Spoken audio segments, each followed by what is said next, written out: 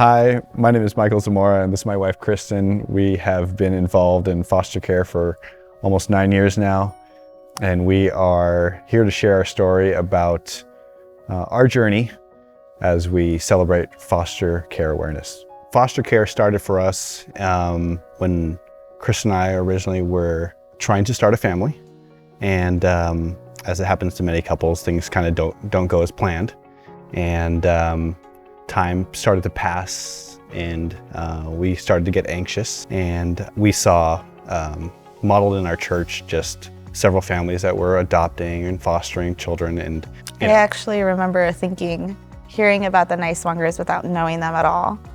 And I remember thinking, that is so good for them, not for us. I remember thinking that as we were trying to have a baby.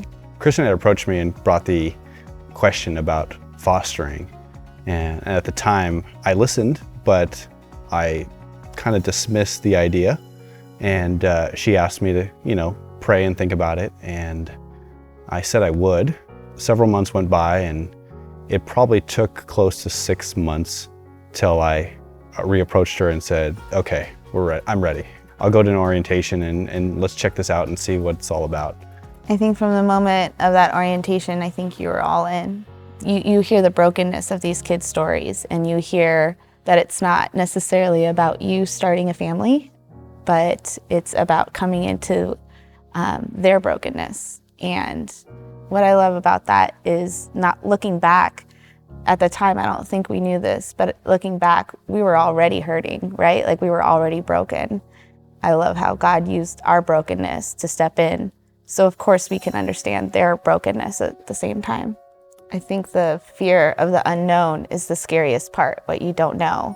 But when you see couples and families go through what sounds like the hardest part of fostering, and at the end of it, they're still standing, I think that allows you to see that, yeah, it's gonna be hard, but you can do it because they're already doing it. And because of how God enables the church to come alongside these couples, and you're able to witness that for years, it made the fear dissipate. It made it less scary seeing other people do it.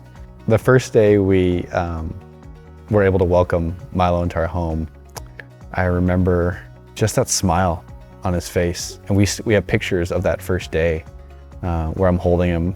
It immediately felt like a fit.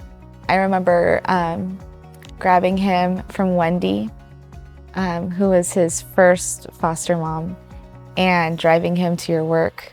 And I remember she had warned me about all of his medical conditions and his lungs.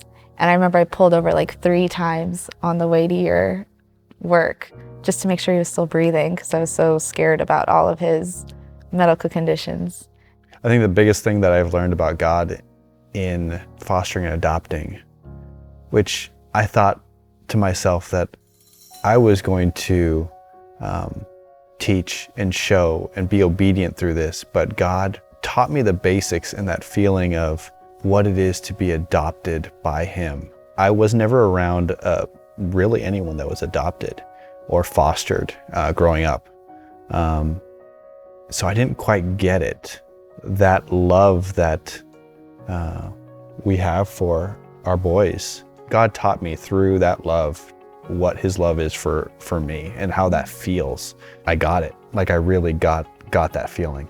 So if I could talk to the apprehensive me of 9 years ago, I don't know how much I would actually tell her about it, except that just do the next thing that God has asked you to do. Just be obedient for the very next thing.